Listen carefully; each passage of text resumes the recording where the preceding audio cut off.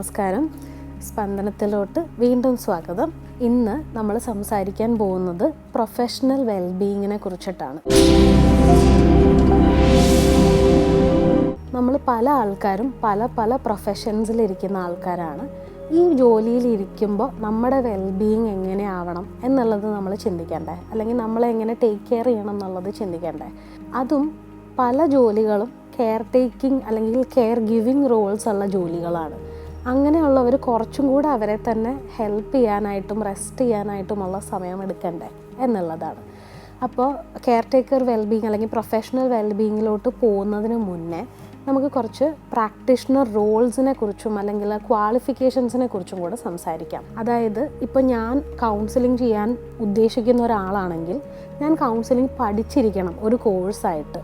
അപ്പോൾ ഞാൻ ആ കോഴ്സ് പഠിക്കാതെ ഞാൻ കൗൺസിലറായിട്ട് ഇരിക്കുന്നത് എത്തിക്കലി റോങ് ആയൊരു കാര്യമല്ലേ, തെറ്റായൊരു കാര്യമല്ലേ. ഇതും പ്രൊഫഷണലിസത്തിൻ്റെ അണ്ടറിൽ തന്നെ വരുന്നൊരു കാര്യമാണ്. നമ്മൾ നന്നായി പഠിച്ചിട്ടുള്ള അല്ലെങ്കിൽ നമ്മൾ നന്നായി സൂപ്പർവൈസ്ഡ് ആയിട്ട് വർക്ക് ചെയ്തിട്ടുള്ളൊരു കാര്യമായിരിക്കണം നമ്മൾ ഓഫർ ചെയ്യുന്നത് എന്നുള്ളത് വളരെ ഇമ്പോർട്ടൻ്റ് ആണ്. ഇങ്ങനെ കേട്ടിട്ടില്ലേ, സഹായിച്ചില്ലെങ്കിലും കുഴപ്പമില്ല ഉപദ്രവിക്കരുത് എന്ന് കേട്ടിട്ടില്ലേ? ആ സംഭവം തന്നെയാണ്. ചിലപ്പോൾ നമ്മൾ വിചാരിക്കും നമ്മൾക്ക് അറിയാവുന്ന കാര്യമായിരിക്കും, വായിച്ചാൽ മനസ്സിലാവും, ഇതൊക്കെ സിമ്പിളല്ലേ എന്ന് വിചാരിച്ച് ചെയ്യുന്ന ഒരു കാര്യം നമുക്ക് ഒട്ടും സൂപ്പർവിഷൻ ഇല്ലാതെയാണ് നമ്മൾ ചെയ്യുന്നതെങ്കിൽ ഒരാൾക്ക് ഒരു മനുഷ്യനോട് നമ്മളത് ഒരു കാര്യം ചെയ്യുമ്പോൾ അത് ചിലപ്പോൾ അവർക്ക് നന്നായി എഫക്റ്റ് ചെയ്തു എന്ന് വരില്ല, അല്ലെങ്കിൽ അവർക്ക് ബെനിഫിറ്റ് ആയി എന്ന് വരില്ല എന്ന് പോട്ടെ, അവരെ അത് നെഗറ്റീവായിട്ട് ചിലപ്പോൾ എഫക്റ്റ് ചെയ്യാനുള്ള ചാൻസസും ഉണ്ട്. അപ്പം നമ്മളൊരു കാര്യം ചെയ്യുകയാണ്, what ever profession it is, അത് നന്നായി പഠിച്ചിട്ട് വേണം അത് ചെയ്യാൻ എന്നുള്ളതാണ്. ഇപ്പോൾ ഞാൻ as A dance movement therapy practitioner ഇത് പറയുന്നതിൻ്റെ ഇൻറ്റൻഷൻ എന്ന് വെച്ചാൽ പല ആൾക്കാരും ഡാൻസ് ടീച്ചേഴ്സ് ആയിട്ടുള്ളവരാവാം, ഡാൻസ് ഇഷ്ടമുള്ളവരായിട്ടുള്ളവരാവാം. അങ്ങനെയുള്ള കുറച്ച് ആൾക്കാർ ഡാൻസ് തെറപ്പി എന്നുള്ള സെഷൻസ് എടുക്കുന്നത് വളരെ തെറ്റായ കാര്യമാണ്. തെറപ്പി എന്താണെന്നോ മെൻ്റൽ ഹെൽത്ത് ബാക്ക്ഗ്രൗണ്ട് ഇല്ലാതെ ഇരിക്കുകയോ ഈ ഒരു പ്രോസസ്സിലൂടെ ഞാൻ കടന്നു പോയിട്ടില്ല എന്നുണ്ടെങ്കിലോ ഉള്ള ആൾക്കാർക്ക് എങ്ങനെയാണ് വേറൊരാൾക്ക് വേണ്ടി സ്പേസ് ഹോൾഡ് ചെയ്യാൻ പറ്റുന്നത് എന്നുള്ളതാണ് അതിനകത്ത് നമ്മൾ ചിന്തിക്കേണ്ട കാര്യം. ഇപ്പോൾ നിങ്ങൾക്കൊരു ഡാൻസ് മൂവ്മെൻറ്റ് തെറപ്പി പ്രാക്ടീഷണർ ആവണമെങ്കിൽ ഒത്തിരി diploma, PG diploma, certificate courses ഇന്ത്യയിൽ അവൈലബിൾ ആണ്. ഈവൻ ഒരു മാസ്റ്റേഴ്സ് കോഴ്സ് പോലും അവൈലബിൾ ആണ്. നമ്മൾ പുറത്ത് പോയാണ് പഠിക്കാനാണെങ്കിൽ ബാച്ചിലേഴ്സും മാസ്റ്റേഴ്സുമായിട്ടുള്ള ഡാൻസ് മൂവ്മെൻറ്റ് തെറപ്പിയുടെയും എക്സ്പ്രസീവ് ആർട്ട് തെറപ്പിയുടെയും പല കോഴ്സസും അവൈലബിൾ ആണ്. ഇപ്പോൾ ഞാനൊരു certificate course in dance therapy ചെയ്ത ഒരാളാണെങ്കിൽ ഞാനൊരു ഫെസിലിറ്റേറ്റർ ആവും, അല്ലെങ്കിൽ ഒരു ട്രെയിനർ എന്നുള്ള രീതിയിൽ എന്നെ കാണാം. ഞാനൊരു നോർമൽ ന്യൂറോട്ടിക്സ് എന്ന് നമ്മൾ പറയുന്ന കുറച്ച് ആൾക്കാർക്ക് വേണ്ടിയിട്ടുള്ള സെഷൻസ് നമുക്ക് എടുക്കാൻ പറ്റും. അതേസമയം നമുക്കൊരു ഡിപ്ലോമയോ PG ഡിപ്ലോമയോ ഉള്ള ഒരാളാണ് എങ്കിൽ നമുക്ക് കുറച്ചുകൂടെ വൈഡായിട്ടുള്ള ഒരു പോപ്പുലേഷനെ നമുക്ക് സെഷൻ എടുക്കാൻ പറ്റുന്ന രീതിയിൽ നമുക്ക് ചെയ്യാൻ പറ്റും. അതേസമയം നമുക്ക് കുറച്ചുകൂടെ മാസ്റ്റേഴ്സോ അല്ലെങ്കിൽ MPhilോ അതിനകത്ത് നമ്മൾ PhD ഒക്കെ ചെയ്തിട്ടുണ്ടെങ്കിൽ ആസ് എ തെറപ്പിസ്റ്റ് തന്നെ നമുക്ക് ആ റോള് പ്ലേ ചെയ്യാൻ പറ്റും. അപ്പോൾ ഇതിനകത്ത് നമ്മൾക്ക് ബാക്ക്ഗ്രൗണ്ട് ഇല്ലാത്തൊരു കാര്യം നമ്മൾ ചെയ്യാൻ പോവുകയാണെങ്കിൽ അത് നമ്മളുടെ മുന്നിൽ വരുന്ന ആൾക്കാരെ അത് നെഗറ്റീവായിട്ട് എഫക്റ്റ് ചെയ്യും എന്നുള്ളതാണ് പറഞ്ഞു വരുന്നത്. പിന്നെ ഞാൻ ഈ ഡാൻസ് മൂവ്മെൻറ്റ് തെറപ്പിയുടെ കോഴ്സ് ചെയ്യുന്ന ആ ഒരു പ്രോസസ്സ് ഒരു 1 ഇയർ ആയിരുന്നു. ആ 1 ഇയറിൽ ഞാൻ എൻ്റെ തന്നെ ബുദ്ധിമുട്ടുകളിലൂടെ എക്സ്പ്ലോർ ചെയ്ത് ഞാൻ അതിൽ നിന്ന് ഹീൽ ചെയ്യാൻ ശ്രമിക്കുന്ന ഒരു പ്രോസസ്സും കൂടിയായിരുന്നു എൻ്റെ ആ കോഴ്സ് പഠിക്കുന്ന പ്രോസസ്സ്.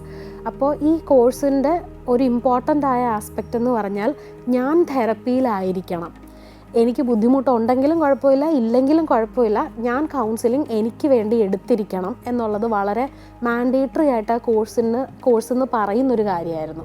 അപ്പോൾ അതിൽ നിന്ന് നല്ലൊരു കാര്യം എന്ന് വെച്ചാൽ ഞാനിപ്പോൾ ഇൻറ്റേൺഷിപ്പിൻ്റെ സമയത്ത് സെഷൻ എടുക്കാനായിട്ട് പോകുമ്പോൾ ഞാൻ വളരെ ഡിസ്റ്റർബ്ഡ് ആയിരിക്കുന്ന ഒരു സമയത്താണ് ഞാൻ പോകുന്നതെങ്കിൽ എങ്ങനെ എനിക്കത് റെഗുലേറ്റ് ചെയ്യാം, എങ്ങനെ എൻ്റെ ക്ലയൻറ്റിൻ്റെ അടുത്ത് അല്ലെങ്കിൽ എൻ്റെ മുന്നിൽ വരുന്ന ആൾക്കാരെ എൻ്റെ ബുദ്ധിമുട്ട് ഇൻഫ്ലുവൻസ് ചെയ്യാതെ അവരെ ഹെൽപ്പ് ചെയ്യാം, സ്പേസ് ഹോൾഡ് ചെയ്യാം എന്നുള്ളതിന് എന്നെ തെറപ്പി ഹെൽപ്പ് ചെയ്തു എന്നുള്ളതാണ്. അപ്പം ഞാൻ ഇപ്പോൾ ഒരു കൗൺസിലറാണ് അല്ലെങ്കിൽ ഞാനൊരു സൈക്കോളജിസ്റ്റാണ്.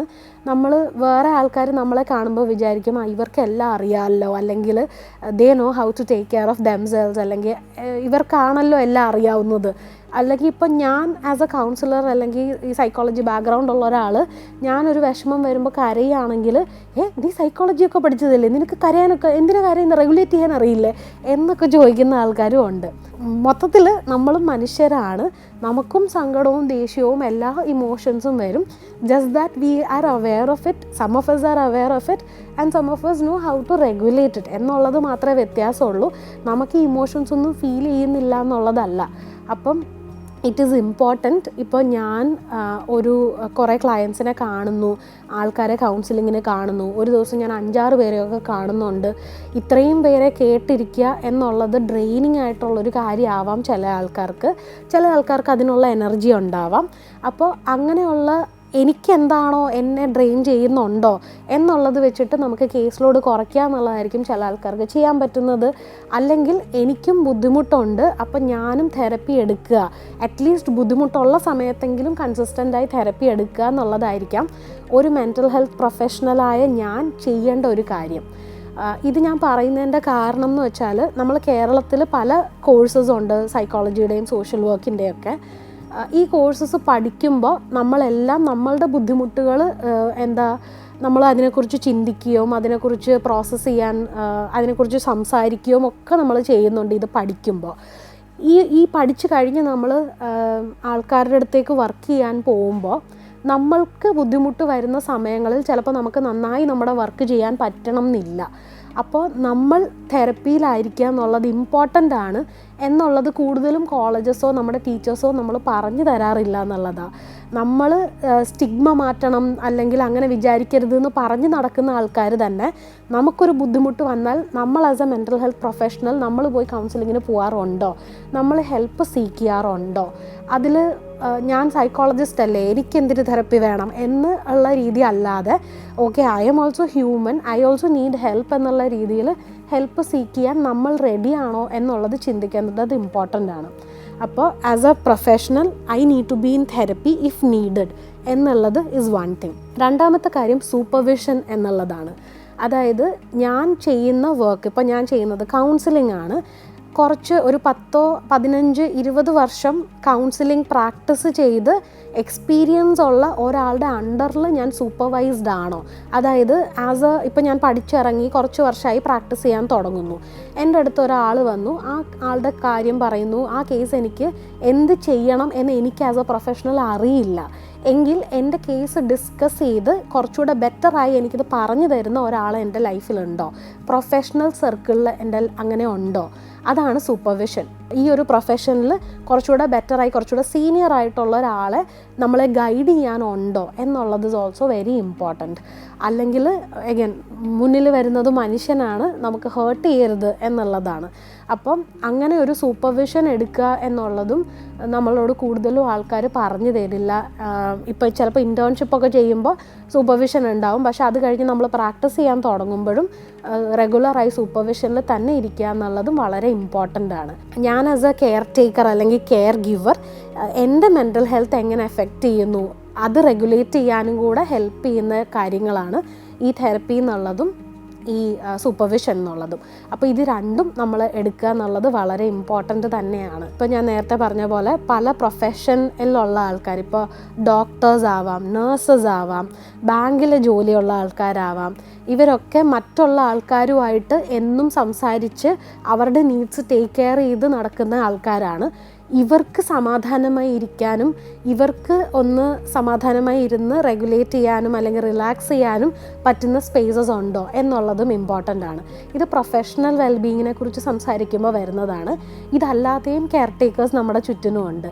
എക്സാമ്പിൾ, ഇപ്പോൾ ഒരു കുഞ്ഞ് ജനിച്ചു, കുഞ്ഞിനെ നോക്കാനായി നിർത്തുന്ന ഒരാളെ ആവാം, അല്ലെങ്കിൽ കുഞ്ഞിൻ്റെ പ്രൈമറി കെയർ ടേക്കറായ അമ്മയാവാം, ഒരു കെയർ ടേക്കർ തന്നെയാണ് അല്ലേ. അതേപോലെ നമ്മുടെ കുറച്ച് വയസ്സായ ആൾക്കാർ, ഇപ്പോൾ ഡിമെൻഷ്യയോ പാർക്കിൻസൺസ് ഒക്കെ ഉള്ള ആൾക്കാരാണെങ്കിൽ അവരെ ടേക്ക് കെയർ ചെയ്യാൻ എപ്പോഴും അവരുടെ കൂടെ ഒരാൾ ഉണ്ടാവണം എന്നുള്ളതാണ്. അപ്പോൾ അവർക്ക് കെയർ ടേക്ക് ചെയ്യുന്ന ഒരാളാവാം. അല്ലെങ്കിൽ ഇപ്പോൾ ഒരു ക്യാൻസർ പേഷ്യൻറ്റിന് അവരുടെ പ്രൈമറി കെയർ ഗിവർ ആവാം. അപ്പോൾ ഇതെല്ലാം കെയർ ടേക്കേഴ്സും കെയർ ഗിവേഴ്സും ഒക്കെയാണ്. ഇവരുടെയും മെൻ്റൽ ഹെൽത്ത് ഇമ്പോർട്ടൻ്റ് അല്ലേ. ഇപ്പോൾ എനിക്കറിയാവുന്ന ഒരാൾക്ക് ക്യാൻസർ ഡയഗ്നോസ് ചെയ്തു. അപ്പോൾ ആ ക്യാൻസർ ഡയഗ്നോസ് ചെയ്ത ആൾ ഓൾറെഡി വളരെ ഫിസിക്കലി ആൻഡ് മെൻ്റലി ഇമോഷണലി എല്ലാ രീതിയിലും എക്സോസ്റ്റഡ് ആണ്, വളരെ പേടിയോടുകൂടി ഇരിക്കുന്ന ഒരു സമയമാണ്. പക്ഷെ അത്രയും തന്നെ പേടി അയാളുടെ അച്ഛനും അമ്മയ്ക്കും ഉണ്ടായിരുന്നു. അപ്പോൾ ഈ അവർക്കാണെങ്കിൽ ഫിനാൻഷ്യൽ ബർഡനും അല്ലെങ്കിൽ ഫിനാൻഷ്യലായിട്ടുള്ള കാര്യവും നോക്കണം. അപ്പോൾ അതിൻ്റെയും പേടിയുണ്ട്. ഇമോഷണലി എൻ്റെ കുഞ്ഞിന് എന്തെങ്കിലും പറ്റുമോ എന്നുള്ള പേടിയുണ്ട്. അപ്പോൾ മൊത്തത്തിൽ അവരും അവർക്ക് ക്യാൻസർ ഇല്ല, പക്ഷെ അവരും ഈ ഒരു ബുദ്ധിമുട്ടിലൂടെ കടന്നു പോകുന്നു എന്നുള്ളതാണ്. അപ്പോൾ ആ കെയർ ടേക്കർ മെൻ്റൽ ഹെൽത്തും നമ്മൾ അത്രത്തോളം തന്നെ ഇമ്പോർട്ടൻ്റായി കാണേണ്ട ഒരു കാര്യമാണ്. അത് ഞാൻ ഒത്തിരി ചർച്ച ചെയ്ത് അല്ലെങ്കിൽ സംസാരിച്ച് കേട്ടിട്ടില്ലാത്തൊരു കാര്യമാണ്. നമ്മൾ കെയർ ചെയ്യുക അല്ലെങ്കിൽ സെൽഫ് കെയർ കൊടുക്കണം, റെസ്റ്റ് ചെയ്യുക എന്നൊക്കെ പറയുമ്പോൾ നമ്മൾ വളരെ ബുദ്ധിമുട്ടി നിൽക്കുന്ന അല്ലെങ്കിൽ അസുഖമുള്ള ബുദ്ധിമുട്ടിലൂടെ കടന്നു പോകുന്ന ആൾക്കാർക്ക് മാത്രമാണ് ഇത് എന്ന് നമ്മൾ വിചാരിക്കും. പക്ഷേ ഇവരെ ടേക്ക് കെയർ ചെയ്യുന്ന ആൾക്കാർക്കും അത്രയും തന്നെ എന്താ പറയുക, കമ്പാഷൻ വേണം. അത്രയും തന്നെ റെസ്റ്റ് ചെയ്യാനും ടേക്ക് കെയർ ചെയ്യാനും ഉള്ള സ്പേസ് അവർക്കും കൊടുക്കണം. കാരണം അവരും കോൺസ്റ്റൻ്റായിട്ട് ഈ ഒരു കെയർ ടേക്കിംഗ് റോൾ എടുക്കുന്ന ആൾക്കാരാണ്. ഉറങ്ങുന്നത് പോലും ചിലപ്പോൾ ചെറിയൊരു ശബ്ദം കേട്ടാൽ പോലും പെട്ടെന്ന് എഴുന്നേൽക്കേണ്ട അവസ്ഥ വരും എന്നുള്ളത് കൊണ്ട് ഉറക്കം പോലും ചിലപ്പോൾ സ്റ്റേബിളായിരിക്കില്ല. അപ്പോൾ അങ്ങനെയുള്ളവർക്കും സമാധാനിക്കാനുള്ള സ്പേസസ് നമ്മൾ ഉണ്ടാക്കുക എന്നുള്ളതാണ് ഇമ്പോർട്ടൻ്റ് ആയിട്ടുള്ളത്.